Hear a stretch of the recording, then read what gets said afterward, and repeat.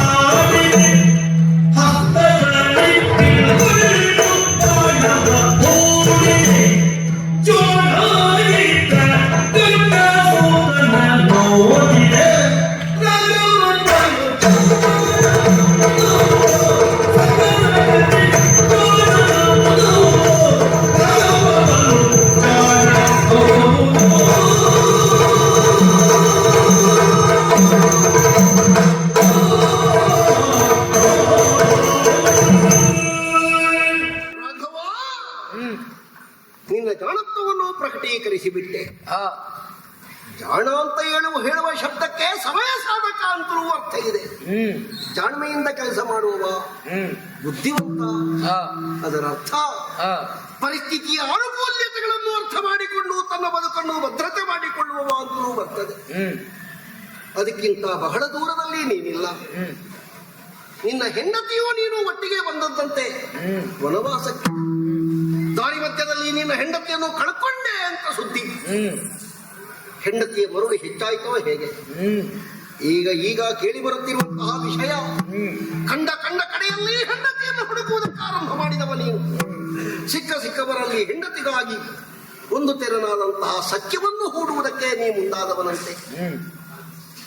ಪಂಪಾ ಸರಸ್ಸಿಯ ತೀರದಲ್ಲಿ ನಮ್ಮ ಹನುಮಂತನಿಗೆ ನೀನು ಕಾಣಿಸಿಕೊಂಡಾಗ ಸುಗ್ರೀವನ ಸಖ್ಯವನ್ನು ಬಯಸಿ ಬಂದವ ಅಂತ ತಿಳಿಯಿತಂತೆ. ನೀನೊಬ್ಬ ಕ್ಷತ್ರಿಯ, ಇಕ್ಷ್ವಾಕುವಂಶೀಯ ಮೇಲೆ ಅಂತಹ ನಿನಗೆ ಮಂಗಗಳ ಸಹಾಯವೇ, ಮಂಗಗಳ ಸಖ್ಯವೇ ನಿನ್ನಂತವರಿಗೆ ಹೇಳತಕ್ಕದ್ದೇ. ಅದು ನಿನ್ನ ಪ್ರಭುಬೇಟಕ್ಕೆ ಸಮ್ಮತವೇ. ಅದು ಮರ್ಕಟರ ಸಹಾಯವನ್ನು ಒಬ್ಬಾತ ಮನುಷ್ಯ ಆಶಿಸ್ತಾನೆ ಅಂತಾದ್ರೆ ನಿನ್ನ ಮಟ್ಟ ಎಲ್ಲಿಯವರೆಗೆ ಕೆಳಗಿಳಿಯಿತು ಅಲ್ಲ. ಮರ್ಕಟರಿಂದಲೇ ಕೆಲಸ ಆಗುತ್ತದೆ ಅಂತ ಇದ್ರೆ ವಿವೇಚನಾಪೂರ್ವಕವಾಗಿ ನೀನೊಂದು ಯೋಚನೆಯನ್ನು ಮಾಡಬೇಕಿತ್ತು. ನಿನ್ನಲ್ಲಿ ಬಲ ಇರಲಿಲ್ವೇ? ನಿನ್ನ ಧೈರ್ಯ ಸಾಕಾಗಿರ್ಲಿಲ್ವೇ? ವಾಲಿಯನ್ನು ಬೇಡಿಸುವುದಕ್ಕೆ ನೀನು ಕಲಿತ ವಿದ್ಯೆ ಸಾಕಾಗಲಿಲ್ವೇ? ಯಾಕೆ ಇಂತಹ ಒಂದು ಬರೇ ಹೇಯ ಕೃತ್ಯವನ್ನು ಕೈಗೊಂಡೆ? ಅಡಗಿ ನಿತ್ಯ ಯಾಕೆ? ಮೋಸದ ಕಳ್ಳಾಟದ ಯಾಕೆ ಮಾಡಿದ ರಾಮ? ಹೇಳೋ.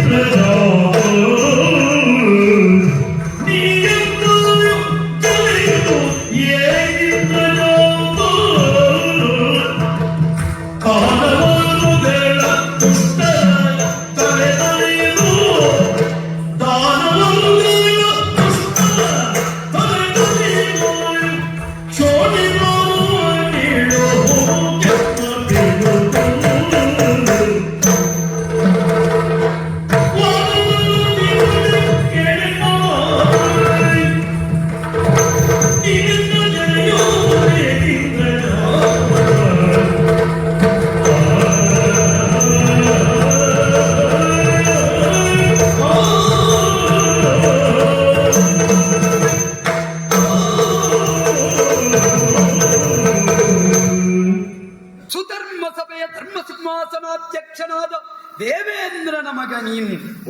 ಈ ಹೊತ್ತಿನಲ್ಲಿ ಸಮಗ್ರ ವಾನರ ಕುಲಕೋಟಿಗೆ ಅಧಿಪತಿ ನೀನು.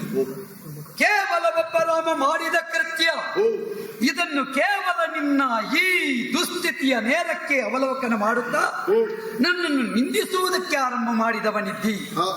ನೀನು ವಾನರಾಧಿಪತಿಯಾಗಿ ನನ್ನ ಮಾತನ್ನು ಕೇಳಬೇಕು.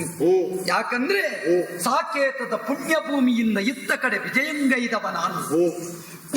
ಬರುತ್ತಾ ಇದ್ದಂತಹ ತೊಡಕುಗಳನ್ನೆಲ್ಲ ನಿವಾರಿಸುತ್ತಲೇ ಬಂದವ.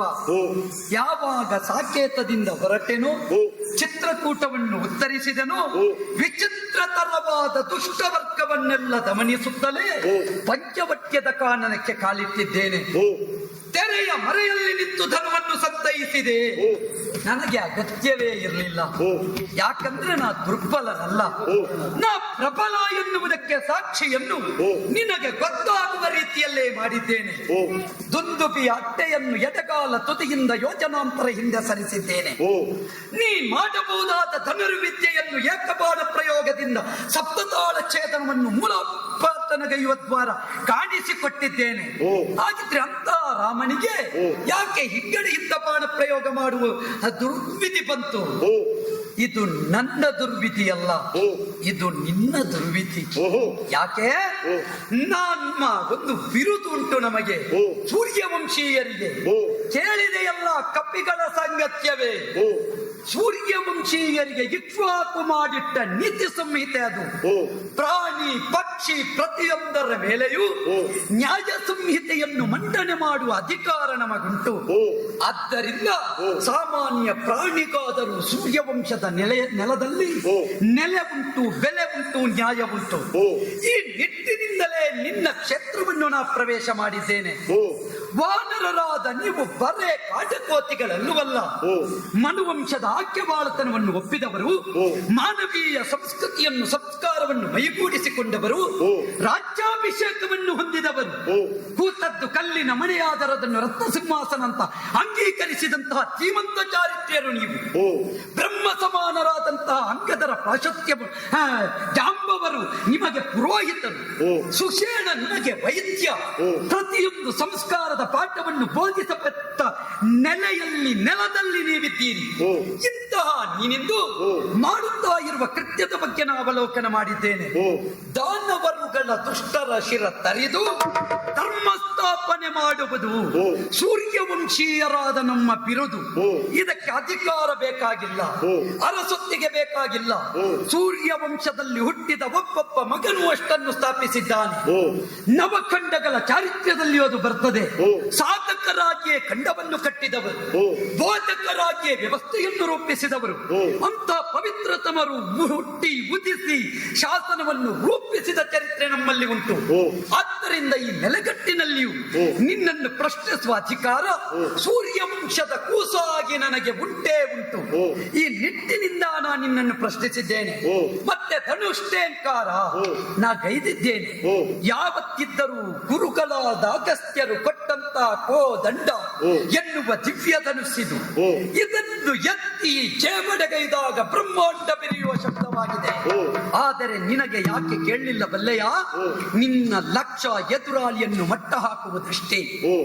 ನಿನ್ನನ್ನು ಕ್ಷಣಾರ್ಥದಲ್ಲಿ ಬಂದು ಕರೆಯುತ್ತಾ ಇದ್ದಾನೆ ಒಬ್ಬ.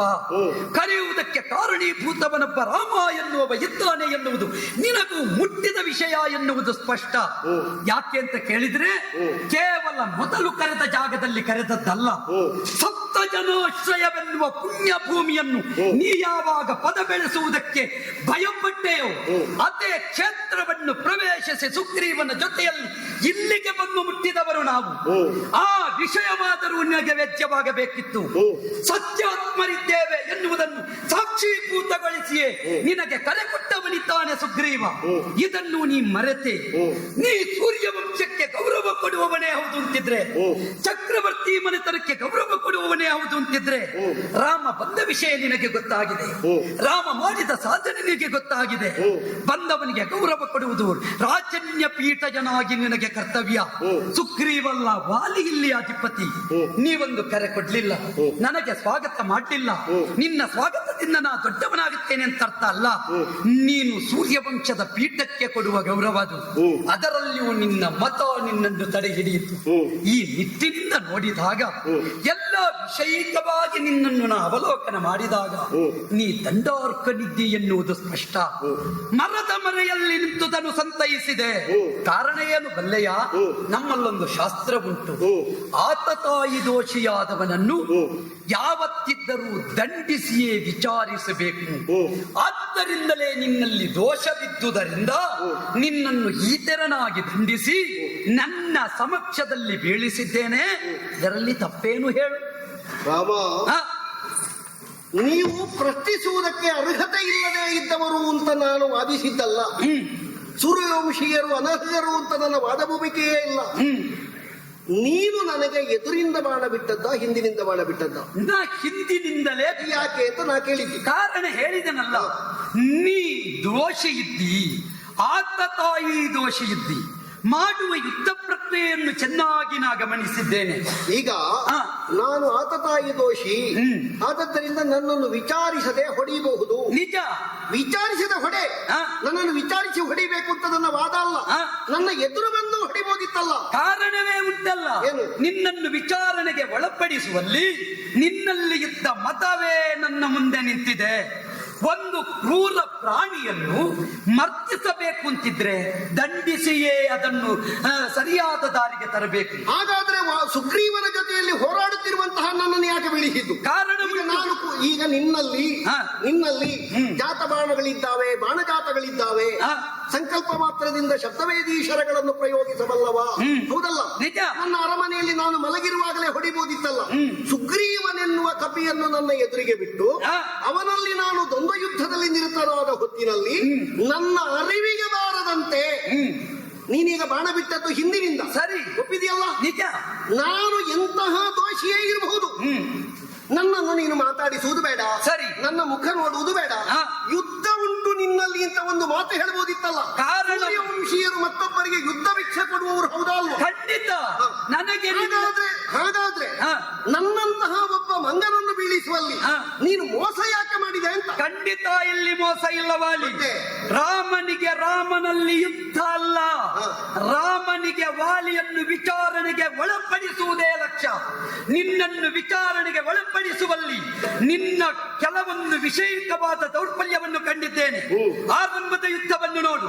ಮೊದಲಿಗೆ ಸುಗ್ರೀವ ಬಂದ, ನಿನ್ನಲ್ಲಿ ಯುದ್ಧ ಮಾಡಿದ, ಬಿದ್ದ, ಎರಡು ಕಾಲಲ್ಲಿ ಒದೆಗೆ ಬಿದ್ದವನನ್ನು.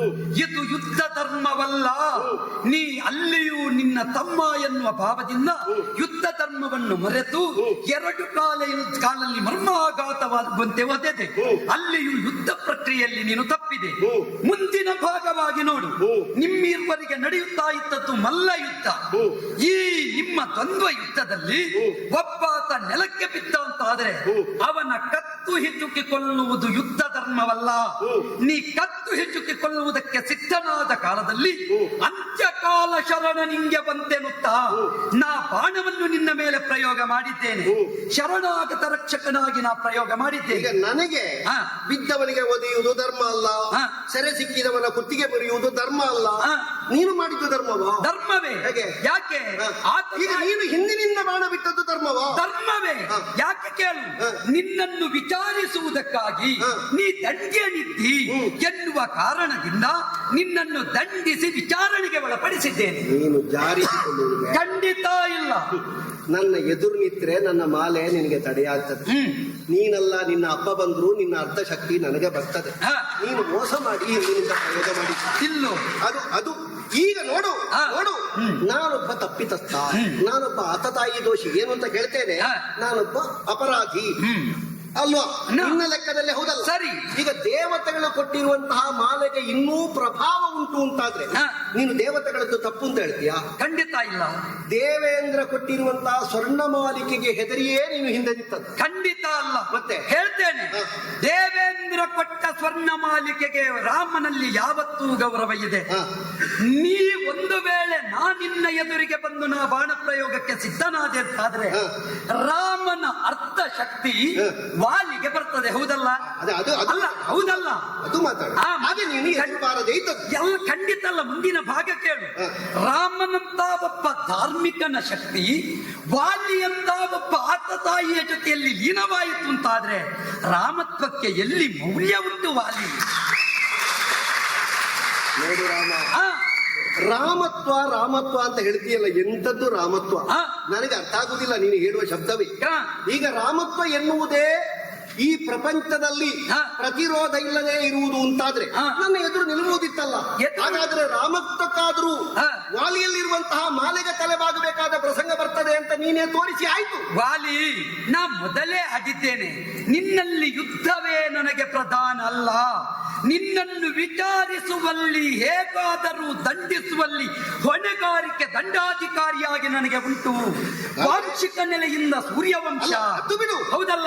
ನೀವು ಸೂರ್ಯವಂಶೀಯರು ಪ್ರಶ್ನಿಸುವುದಕ್ಕೆ ಅನರ್ಹರು ಅಂತ ನನ್ನ ವಾದವೇ ಇಲ್ಲ. ಆ, ನೀನು ಪ್ರಶ್ನಿಸುವುದಕ್ಕೆ ಅನರ್ಹ ಅಂತ ಆಗದಿಂದಲೂ ನಾನು ಹೇಳ್ತಾ ಇಲ್ಲ. ಆ. ನೀನು ಅದನ್ನು ಮಾತಾಡಬೇಡ. ಆ. ನಾನು ಕೇವಲ ನನ್ನ ಅಭಿಲಕ್ಷೆ ಏನು, ಆ. ನೀನು ಹಿಂದೆ ನಿಂತು ನನ್ನ ಅರಿವಿಗೆ ಬಾರದಂತೆ ಬಾಣ ಬಿಟ್ಟದ್ದು ಯಾಕೆ ಅಂತ ಮಾತ್ರ ನನ್ನ ಪ್ರಶ್ನೆ. ಸರಿ. ಪ್ರಧಾನ. ಆ. ಅದಕ್ಕೆ ಹೇಳಿದೆ ಆತತಾಯಿ ದೋಷಿ. ನಿಜ. ನಾನೇನು ಮಾಡಿದ್ದೇನೆ ಹೇಳು. ಗೊತ್ತಿಲ್ವೇ? ಏನು? ನ್ಯಾಯವೇ? ಯಾವುದು? ತಮ್ಮನ ಸತಿಯ ಮುಟ್ಟುವುದು. ನೀ ಮಾಡಿದ ಕೃತ್ಯವನ್ನೊಮ್ಮೆ ಅವಲೋಕನ ಮಾಡು. ಹ. ನಿನ್ನ ತಮ್ಮನಾದಂತಹ ಸುಗ್ರೀವ, ಅವನು ಯಾವುದೋ ಒಂದು ಕಾರಣದಿಂದ ಬಂದು ಪಟ್ಟವೇರಿದ ಹಿರಿಯರ ಅಂಬೋಣದಂತೆ ಆ ಕಾಲಕ್ಕೆ ನೀನು ಬಂದೆ. ನೀವೊಬ್ಬ ರಾಜ, ಹೌದಲ್ಲ? ರಾಜನಾದವನಿಗೆ ಪ್ರಧಾನವಾಗಿ ಬೇಕಾದದ್ದು ತಾಳ್ಮೆ, ಸಹನೆ.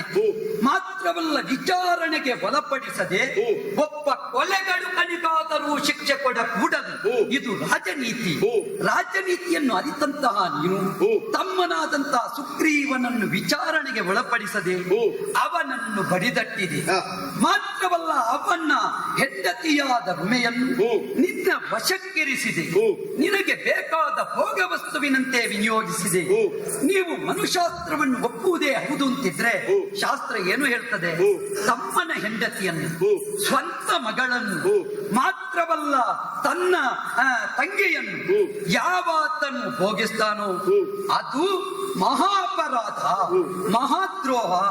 ಇವರು ಮೂವರು ರಕ್ತ ಸಂಬಂಧಿಗಳ ಹಾಗೆ. ಈ ನಿಟ್ಟಿನಿಂದ ನೋಡಿದ್ರೆ ತಮ್ಮನ ಹೆಂಡತಿಯನ್ನು ಮಗಳ ಸ್ಥಾನದಲ್ಲಿ ಕಾಣಬೇಕಾದ ನೀನು ಮಡದಿಯ ಸ್ಥಾನದಲ್ಲಿ ಇರಿಸಿಕೊಂಡದ್ದು ಏತರ ನ್ಯಾಯ. ನಾನೊಂದು ಮಾತು ಹೇಳ. ಸರಿ. ನನಗೆ ಬಂದ ಸುದ್ದಿ, ಸುಗ್ರೀವ ನಿನಗೊಂದು ಬಂಗಾರದ ಕಟ್ಟ ಕೊಟ್ಟನ. ಕೊಟ್ಟ. ಬಿಡಿಸಿದ್ಯೋ? ನಿಜ. ನಿನ್ನ ತಮ್ಮನಲ್ಲಿ ತೋರಿಸಿದ್ಯೋ? ತೋರಿಸಿದೆ. ಏನ್ ಹೇಳಿದವ? ಉಂಗುರ, ಪಾದದಲ್ಲಿ ಧರಿಸುವ ಕಾಲುಂಗುರದ ಪರಿಚಯ ಉಂಟು. ಅದೇನು ಅವ ನೋಡ್ಲೇ ಇಲ್ವಾ ಅತ್ತಿಗೆಯನ್ನು? ನೋಡಿದ್ದಾನೆ. ಮತ್ತೇನು ಗೊತ್ತಾಗ್ಲಿಲ್ಲ ಅವನಿಗೆ? ಗೌರವದಿಂದ ಕಂಡಿದ್ದಾನೆ. ಹಾಗಾದ್ರೆ ಹಾ. ಪಾದಾಭಿವಂದನವನ್ನು ಮಾಡುವಾಗ ಇದ್ದ ನೂಪುರವನ್ನು ಮಾತ್ರ ನೋಡಿದ್ದೇನೆ ಬಿಟ್ರೆ ಬೇರೆ ಯಾವುದೂ ನನಗೆ ಗೊತ್ತಿಲ್ಲ ಅಂತ ಅವ ಹೇಳಿದ. ಹಾ. ಅವ ನಿನ್ನ ಯಾರು? ತಮ್ಮ. ತಮ್ಮನಿಗೆ ನಿನ್ನ ಹೆಂಡತಿ ಏನಾಗ್ಬೇಕು? ಅತ್ತಿಗೆ. ಹ. ಅತ್ತಿಗೆ ಯಾರಿಗೆ ಸಮ? ತಾಯಿಗೆ ಸಮ. ಹ. ಇಲ್ಲಿ ನಾವು ಮನುಶಾಸ್ತ್ರವನ್ನು ಅಳವಡಿಸಿ ಬದುಕುವುದು. ಹಾ. ನನ್ನ ಹೆಂಡತಿ ಸುಗ್ರೀವನಿಗೆ ಏನಾಗ್ಬೇಕು ರಾಮ?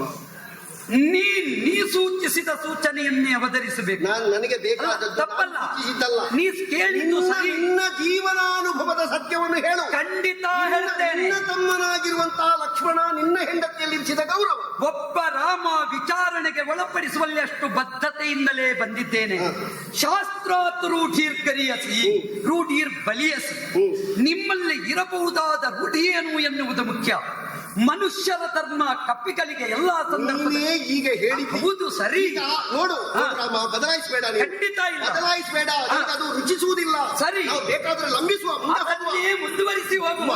ಮನು ಸಿದ್ಧಾಂತದ ಪ್ರಕಾರವೇ ಬದುಕುವ. ಹಾ. 4 ಸಮುದ್ರದಲ್ಲಿ ಸ್ನಾನ ಮಾಡುವಂತಹ ವಾಲಿ, ಹಾ. ಜನ್ನಧಾರವನ್ನು ಧರಿಸುವ ವಾಲಿ, ಸರಿ. ಉಪನಯನಾದಿ ಸಂಸ್ಕಾರವನ್ನು ಹೊಂದಿದ ಕಪಿವರ್ಗ, ಹಾ. ಕೈ ಹಿಡಿಯುವ ಧಾರಾಧರ್ಮದ ಪದ್ಧತಿಯ ವಿವಾಹ ಸ್ಥಿತಿ ಹಾ. ಎಲ್ಲ ನಮಗೆ ಮನುಶಾಸ್ತ್ರದ ಪ್ರಕಾರವೇ ನಾವೀಗ ಬದುಕುತ್ತಾ ಇರುವುದು. ಸರಿ. ಕೈ ಹಿಡಿದ ಹೆಂಡತಿ ಹಾ. ಮಂಗಗಳ ಸಂತಾನದಲ್ಲಿ ಕೈ ಹಿಡಿಯುವುದು ಅಂತ ಸರಿ, ಇಲ್ಲ. ಸರಿ. ಯಾವ ಮಂಗಕ್ಕೂ ಯಾವ ಹೆಣ್ಣು ಮಂಗವೂ ಆಗ್ತದೆ. ಹಾ. ಮನು ಸಂಸ್ಕಾರಕ್ಕೆ ಒಳಪಟ್ಟು ನಾವು ಬದುಕುವಾಗ ಮನುವಿನ ಸಿದ್ಧಾಂತವನ್ನು ಒಪ್ಪಿಕೊಂಡು ನಿನ್ನಲ್ಲಿ ನಾನು ಕೇಳುವುದು, ವಾಲಿ. ನಿನ್ನ ತಮ್ಮನಾಗಿರುವಂತಹ ಲಕ್ಷ್ಮಣನಿಗೆ ನಿನ್ನ ಮಡದಿ ಧರಿಸುವ ಆಭರಣಗಳನ್ನು ಅಟ್ಟು ಅಂದ್ರೆ ಭಕ್ತಿಯಿಂದ, ಗೌರವದಿಂದ, ಅವಳನ್ನು ದುಷ್ಟಭಾವದಿಂದ ಕಾಣಕೂಡದು ಎನ್ನುವ ಗೌರವದಿಂದ ಪಾದಾಭಿವಂದನ ಮಾಡುತ್ತಿರುವಾಗ ಕಾಣುತ್ತಿರುವ ನೂಪುರ ಬಿಟ್ಟರೆ ಹಾ. ಬೇರೇನೂ ಕಾಣುವುದಿಲ್ಲ. ಇಲ್ಲ. ಅಂದ್ರೆ ನನ್ನ ಹೆಂಡತಿಯನ್ನು ನನ್ನ ತಮ್ಮನಾಗಿರುವ ಸುಗ್ರೀವ ಹೇಗೆ ಬೆಳೆಸಿಕೊಂಡೆ ಹೇಳು? ಮನುಶಾಸ್ತ್ರವನ್ನೇ ಆಧರಿಸಿ ನಿನಗೆ ಉತ್ತರ ಕೊಡ್ತೇನೆ. ಹ. ಮನುಶಾಸ್ತ್ರ ಯಾವುದನ್ನು ಹೇಳ್ತದೆ? ಹ. ತಮ್ಮನ ಹೆಂಡತಿ, ಹ. ಸ್ವಂತ ಮಗಳು, ಹ. ಮಾತ್ರವಲ್ಲ ತನ್ನ ಮಗಳು. ಹೌದಲ್ಲ? ಈ ರೀತಿಯಿಂದ ಈ ಮೂವರನ್ನು ಅಂದ್ರೆ ತಂಗಿ ಈ ಮೂವರನ್ನು ಹೀಗೆ ನೋಡಬೇಕು. ಅಣ್ಣನ ಹೆಂಡತಿಯನ್ನು ತಾಯಿಯಂತೆ ಕಾಣುವುದು ಭಾವ, ಶಾಸ್ತ್ರ ಅಲ್ಲ. ನೆನಪಿಟ್ಟುಕೋ, ಎಲ್ಲಿಯೂ ಇದಿಲ್ಲ. ನಿಯೋಗ ಪದ್ಧತಿ ವಿಧಾನವನ್ನು ಪೂರ್ವ ಸೂರಿಗಳ ಸೂಚನೆಯಂತೆ ನೋಡುವುದಿದ್ರು ಇದಕ್ಕೆಲ್ಲ ಆಧಾರಗಳು ಸಿಗುತ್ತವೆ. ಆದರೆ ನನ್ನ ತಮ್ಮ ಹೇಗೆ ಕಂಡ, ಅತ್ತಿಗೆಯನ್ನು ತಾಯಿಯಂತೆ ಕಂಡ, ಅದು ಭಾವ. ನಿನ್ನ ತಮ್ಮ ಭಾವದಿಂದ ಕಾಣಬಹುದಿತ್ತು, ಕಾಣದೆ ಇರುವಲ್ಲಿ ಕಾರಣ ಏನು ನೋಡು. ಜಾಂಬವರು ಅಜ್ಞಾನಗಳಲ್ಲವಲ್ಲ. ಜ್ಯೇಷ್ಠ ಭ್ರಾತೃ ಪಿತೃ ಸಮ ಅಂತ ಒಂದು ಮಾತುಂಟಾ? ಶಾಸ್ತ್ರ ಅಲ್ಲ ವಾಲಿಯದು, ಕೇವಲ ಉಲ್ಲೇಖ ಬೇರೆ, ಭಾವ ಬೇರೆ, ಶಾಸ್ತ್ರ ಬೇರೆ. ನೆನಪಿಟ್ಟುಕೋ, ಈಗಲೂ ನಿನ್ನಲ್ಲಿ ಹೇಳ್ತೇನೆ, ಮನುಶಾಸ್ತ್ರವನ್ನು ನಿನ್ನ ಸಮ್ಮುಖದಲ್ಲಿ ತಂದಿರ್ತೇನೆ. ಈಗ ಮನುಶಾಸ್ತ್ರವನ್ನು ನಿನ್ನ ಸಮ್ಮುಖದಲ್ಲಿ ತಂದಿರ್ತೇನೆ. ನಾನು ಕೇಳುವುದು, ಎಲ್ಲಿಯಾದರೂ ಅಣ್ಣನ ಹೆಂಡತಿಯನ್ನು ತಾಯಿಯಂತೆ ಕಾಣಬೇಕು ಅಂತ ನೀವು ಒಪ್ಪಿದ್ರೆ ನಾಳೆಯಿಂದ ರಾಮನಾಗಿರುವುದಿಲ್ಲ. ಅಣ್ಣನ ಹೆಂಡತಿಯನ್ನು ತಮ್ಮನಾದವ ಸೇರಬಹುದು ಅಂತ ಮನುಶಾಸ್ತ್ರದಲ್ಲಿ ಉಂಟಾ? ಖಂಡಿತ ಇಲ್ಲ. ಮತ್ತೆ ನನ್ನ ಹೆಂಡತಿ ನಾವು ಹೇಗೆ ಇಟ್ಟುಕೊಂಡ? ಕಾರಣ ಹೇಳಿದನಲ್ಲ, ಭಾವ ಪ್ರಧಾನ. ನಿಮ್ಮಲ್ಲಿ ಇದ್ದಂತ ಒಕ್ಕೂಟ, ನಿಮ್ಮಲ್ಲಿ ಇದ್ದ ಒಕ್ಕೂಟ ಏನಿಲ್ಲ ನಮ್ಮಲ್ಲಿ. ಇಲ್ಲೂ ನಿಮ್ಮ ಮನುಶಾಸ್ತ್ರ ಪ್ರಕಾರವೇ ಅಣ್ಣನಿಗೆ ಸಂತಾನ ಇಲ್ಲದೆ ಸತ್ತ ಅಂತಾದ್ರೆ ಅಣ್ಣನ ಹೆಂಡತಿಯಲ್ಲಿ ಅಣ್ಣಯ ತಮ್ಮ ಸಂತಾನಕ್ಕಾಗಿ ಅವಳನ್ನು ಭೋಗಿಸಬಹುದು ಅಂತ ಉಂಟು. ಇಲ್ಲ ಅಂತ ಇಲ್ಲ, ಬಿಡು, ಎಲ್ಲ ಬಿಟ್ಟು ಬಿಡುವ. ನನಗೆ ನಿನ್ನನ್ನು ಹಿಡಿದು ಹಾಗೆಲ್ಲ ಹಿಂಡಬೇಕಾದ ಪ್ರಕರಣವೇ ಅಲ್ಲಲ್ಲ ವಾಲಿ. ಇನ್ನೂ ನಿನಗೆ ಹೇಳ್ತೇನೆ, ಯಾಕೆ ಬಲ್ಲಯ್ಯ, ಈಗ ನೀನೇ ಯೋಚನೆ ಮಾಡು. ಸುಗ್ರೀವನ ತನ್ನ ಸತಿಯಾದ ತಾರೆಯನ್ನು ಇರಿಸಿಕೊಂಡ ಬಲಾತ್ಕಾರವಾಗೆಲ್ಲ ಇವ ಪಟ್ಟದಲ್ಲಿ ಕುಳಿತಾಗ ನಿಮ್ಮಲ್ಲಿ ನಿಯಮ ಇತ್ತುದರಿಂದ ತಾರೆ ಬಂದು ಕೂತಳು. ಇದು ನಾವು ತಿಳಿಯತಕ್ಕ ವಿಷಯ. ನಿಲ್ಲು, ವಾಕ್ಯ ಮುಂದುವರಿಸ್ತೇನೆ. ನೀನು ಒಬ್ಬ ಮನುಶಾಸ್ತ್ರವನ್ನು ಗೌರವಿಸುವವನೇ ಹೌದು ಅಂತ ಇದ್ರೆ ಅವಳನ್ನು ದಂಡಿಸಬಹುದಿತ್ತು. ಅವನ ಹೆಂಡತಿಯನ್ನು ಯಾಕೆ ಇಟ್ಟುಕೊಂಡೆ?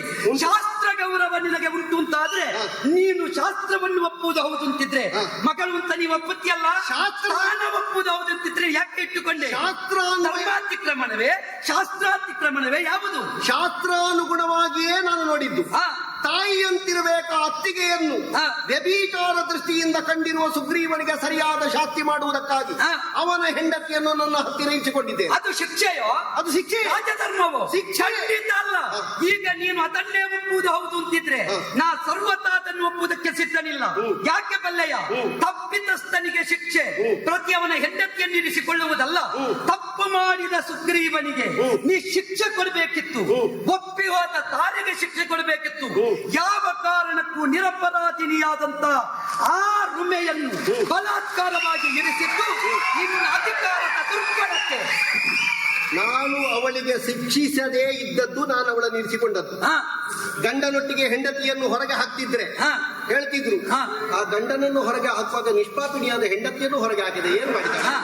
ಅದಕ್ಕೆ ನಾನು ಅವಳಿಗೆ ಶಿಕ್ಷಿಸುವುದಿಲ್ಲ. ಇನ್ನ ಜಾರಿಕೆಯ ಹಾರಿಕೆಯ ಬೇಡ. ಈಗ ನಾನು ನಿನ್ನಲ್ಲಿ ಒಂದು ಮಾತು ಕೇಳ್ತೇನೆ. ನಿರ್ವೀರ್ಯನಾಗಿರುವ ಸುಗ್ರೀವ ನಿರ್ವೀರ್ಯ, ಅವನಿಗೆ ಅವನ ಹೆಂಡತಿಯನ್ನು ಪಡೆಯಲಿಕ್ಕೆ ಆಗಲಿಲ್ಲ. ನಿನ್ನ ಸಹಾಯದಿಂದ ಹೇಗೋ ನನ್ನನ್ನು ಬೀಳಿಸಿದೆ. ಈಗ ನನ್ನನ್ನು ಬೀಳಿಸಿದ ನಾನು ಹೇಳದೇ ಇದ್ರೆ ರುಮೆ ಸುಗ್ರೀವನೊಟ್ಟಿಗೆ ಹೋಗುವುದಿಲ್ಲ ಅಂತ ಹೇಳಿದ್ರೆ ಅವಳಿಗೆ ಯಾರನ್ನು ಮಾಡ್ತಿ ಗಂಡ? ಈಗ ಸುಗ್ರೀವನ ಜೊತೆಯಲ್ಲಿ ಹೋಗುತ್ತಾಳೋ ಹೋಗುವುದಿಲ್ಲೋ ಎನ್ನುವುದಕ್ಕಿಂತ ನಿನಗೆ ಜ್ಞಾನೋದಯ ಆಗುವುದೇ ಇಲ್ಲಿ ಪ್ರಧಾನ ವಿಷಯ. ಈಗ ರಾಮನ ಪ್ರಾಬಲ್ಯವನ್ನು ನೀವು ಒಂದನ್ನೂ ಪ್ರಶ್ನಿಸಿದ್ದಿ. ಆ ರಾವಣನನ್ನು ನನ್ನ ತಂದು ಕೊಡ್ತಾ ಇದ್ದೆ. ರಾಮ ಮನಸ್ಸು ಮಾಡಿದ್ರೆ ರಾಮನ ಒಂದು ಬಾಣ ಸಿದ್ಧಾಶ್ರಮದಲ್ಲಿದ್ದ ಮಾರೀಚನನ್ನು ಕೊಂಡು ಹೋಗಿ ಲಂಕೆಯ ನೆಲದಲ್ಲಿ ಹಾಕುತ್ತದೆ. ಆಜ್ಞಾಪಿಸಿದ್ರೆ ನನ್ನ ಒಂದು ಬಾಣ ಅದೇ ರಾವಣನನ್ನು ಮರ್ದಿಸಿ ಮರಳಿ ಬಂದು ಸೀತೆಯನ್ನು ತಂದು ನಿಲ್ಲಿಸಬಹುದು.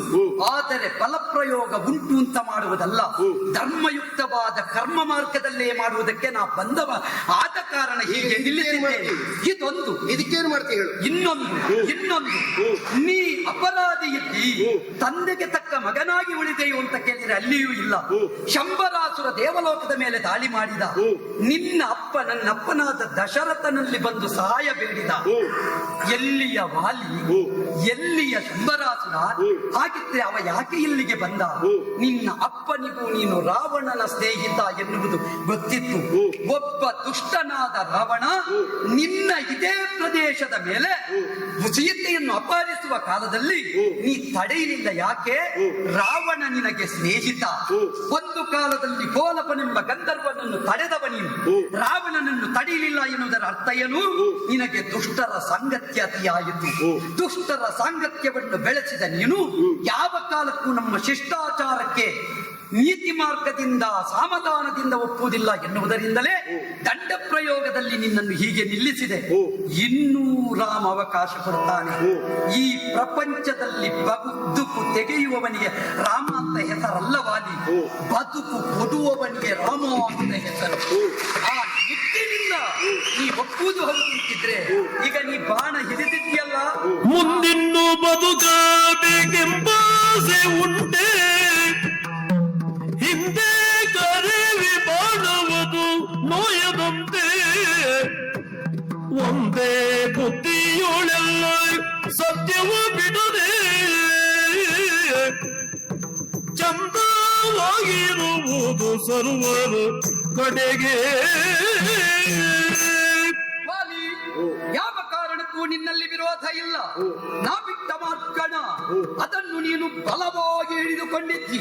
ನಿನ್ನನ್ನು ಕೊಲ್ಲುವ ಉದ್ದೇಶವೇ ರಾಮನದ್ದಲ್ಲ, ನಿನಗೆ ಬದುಕು ಕೊಡುವ ಉದ್ದೇಶದಿಂದಲೇ ಹೀಗೆ ಮಾಡಿದ್ದೇನೆ.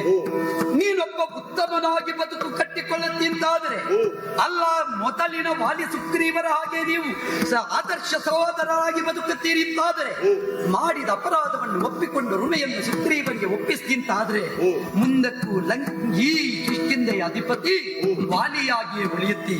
ನನ್ನ ಸಂಕಲ್ಪ ನಿನ್ನನ್ನು ದಂಡಿಸುವುದು. ಆದ್ದರಿಂದ ಬಾಣನನ್ನ ನಿರ್ದೇಶನದಂತೆ ಅಲ್ಲಿ ನಿಂತಿದೆ. ನಾ ನೋಯದಂತೆ ಹಿಂದೆ ಕರೆಯುತ್ತೇನೆ. ಆವಾಗ ಮತ್ತೊಮ್ಮೆ ಉತ್ತಮನಾಗಿ ಪ್ರಪಂಚದಲ್ಲಿ ಬಾಳಬೇಕು. ಯಾಕೆ? ಭರತ ಖಂಡದ ಪ್ರತಿಯೊಬ್ಬರೂ ಒಬ್ಬನನ್ನೊಬ್ಬ ವಿರೋಧಿಸುವುದಲ್ಲ, ರಾಮ ವಿರೋಧಿಸುವುದಕ್ಕೆ ಬಂದದ್ದಲ್ಲ, ವಿರೋಧ ಪಕ್ಷ ಅಂತ ಮಾಡುವುದಕ್ಕೆ ಬಂದದ್ದಲ್ಲ. ಪ್ರತಿಯೊಬ್ಬರ ಅಂತರಂಗದಲ್ಲಿಯೂ ಧರ್ಮ ಸ್ಥಾಪನೆಯ ಅವಿರೋಧ ನಾಯಕನಾಗಿ ನಿಲ್ಲುವುದಕ್ಕೆ ಬಂದವನಿಗೆ ರಾಮ ಅಂತ ಹೆಸರು ವಾಲಿ. ಈ ದೃಷ್ಟಿಕೋನದಿಂದಲೇ ನಾವು ಒಂದಾಗೋಣ. ಆ ಮುಖಾಂತರ ಆರ್ಯಾವರ್ತರ ಮೇಲ್ಮೆಯನ್ನು ಕಾಣಿಸೋಣ. ದುಷ್ಟ ಮತನದ ಕಾಯಕಕ್ಕೆ ಮುಂದಾಗೋಣ. ಧರ್ಮಜ್ಞನಾಗಿ ಬಾಳುತ್ತಿಂತಾದರೆ, ಒಂದಾಗಿ ಬದುಕುತ್ತಿಂತಾದರೆ, ನೀವೆಲ್ಲ ಒಂದಾಗುತ್ತೀರಿ ಅಂತಾದರೆ ಬಿಟ್ಟ ಬಾಣವನ್ನು ಹಿಂದೆ ತೆಗೆಯುತ್ತೇನೆ, ಬದುಕು ಕೊಡುತ್ತೇನೆ. ನಿನ್ನ ಬಾಣ ತಾಗಿದ ಮೇಲೆ ನನಗೆ ಬದುಕಬೇಕು ಅಂತ ಇಲ್ಲ ರಾಮ. ಆದದ್ದರಿಂದ ನಿನ್ನಲ್ಲಿ ಒಂದೇ ಮಾತು ಕೇಳುವುದು, ಏನು? ಇನ್ನೂ ನಾನು ಎಷ್ಟು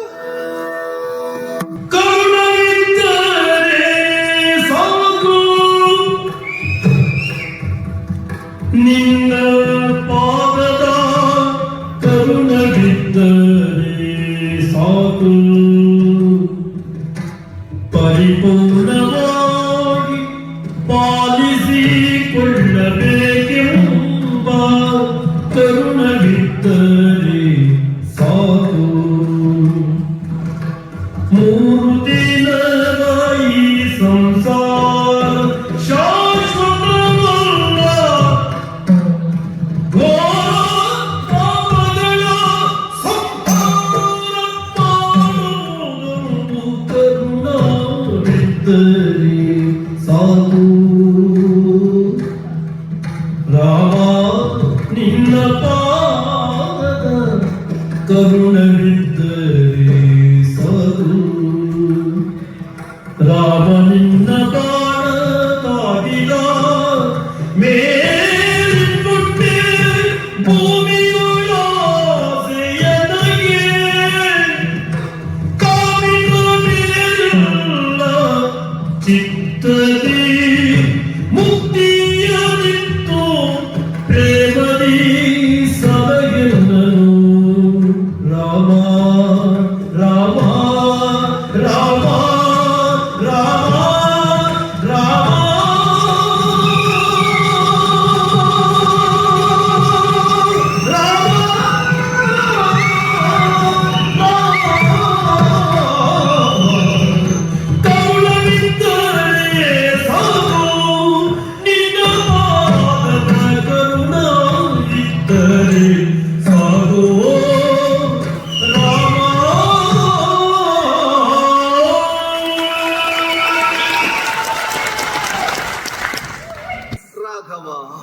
ಹಾ. ನಿನ್ನ ಮಾತು ಕೇಳುವಾಗಲೇ ಹಾ. ಎಲ್ಲ ಕಲ್ಮಶಗಳು ಕರಗಿ ಹೋಯಿತು ಪ್ರಭು. ಆತ್ಮದರ್ಶನವಾಯಿತು ನನಗೆ. ಕೌಸಲ್ಯಾದೇವಿಯ ಗರ್ಭವೈಕುಂಠದಿಂದ ಬ್ರಹ್ಮಾಂಡದ ಬೆಳಕು ಬಯಲಾದದ್ದು ಅಂತ ಅರ್ಥವಾಯಿತು. ಧರ್ಮದ ತೇರಾಗಿ, ಆನಂದದ ನೀರಾಗಿ, ಪತಿತರ ಪಾವನ ಮಾರ್ಗದ ಏರಾಗಿ ನಿಂತಿರುವಂತಹ ನಿನ್ನ ಕರುಣೆ ಒಂದಿದ್ದರೆ ಸಾಕು. ಓಹೋ. ಇನ್ನು ನಾನು ಎಷ್ಟು ತಿದ್ದಿಕೊಂಡರು ರೂಮೆಗೆ ಮಾಡಿದ ಅನ್ಯಾಯವನ್ನು ತೊಡೆಯುವುದಕ್ಕೆ ಸಾಧ್ಯ ಇಲ್ಲ. ಅವಳನ್ನು ನಾನು ನಿಜ ಜೀವನದಲ್ಲಿ ಕಂಡೆ ಅಂತಾದ್ರೆ ನನ್ನ ಪಾಪಗಳೆಲ್ಲ ನನ್ನ ಕಣ್ಣ ಸಮ್ಮುಖದಲ್ಲಿ ದೈತ್ಯಾಕಾರವಾಗಿ ಬಂದೀತು ರಾಮ. ಬೇಡ ನನಗೆ ಜೀವನ, ಎಲ್ಲ ಮುಗಿಯಿತು. ಇನ್ನು ಉಳಿದಿರುವಂತಹ ಬದುಕು ನನಗೆ ನಿಸ್ಸಾರವಾದದ್ದು. ಕಂಬದೊಳಗೊಂದು ಪ್ರಾಣ, ನಿಮ್ಮ ಸೂತ್ರ ಗೊಂಬೆಯಂತೆ ಎಂದಿಗಾದರೊಂದು ದಿನ ಸಾವು ತಪ್ಪದು ರಾಮ. ಹುಟ್ಟುವುದಕ್ಕೆ ಒಂದು ದಿನ, ಬದುಕುವುದಕ್ಕೆ ಒಂದು ದಿನ, ಸಾಯುವುದಕ್ಕೆ ಒಂದು ದಿನ.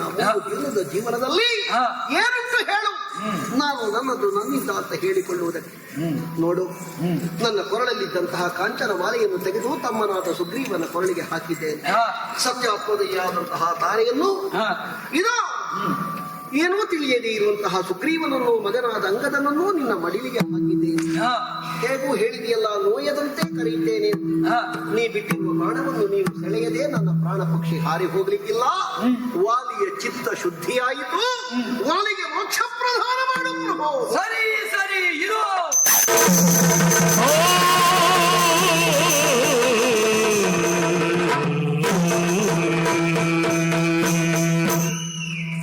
ವಾಲಿ ವಧೆಯಾಯಿತು ಎನ್ನುವುದಕ್ಕಿಂತಲೂ ವಾಲಿಗೆ ಮೋಕ್ಷವಾಯಿತು. ಸಮಗ್ರವಾದ ಧರ್ಮಕ್ಕೆ ಜಯವಾಯಿತು. ಈ ನಿಟ್ಟಿನಿಂದ ಮುಂದೆ ಸುಗ್ರೀವ ಪಟ್ಟಾಭಿಷೇಕವನ್ನು ಮಾಡಿ ವಾನರರನ್ನು ಉದ್ಧರಿಸಬೇಕು. ಆ ಬಗ್ಗೆ ಯೋಚನೆ ಮಾಡಿ.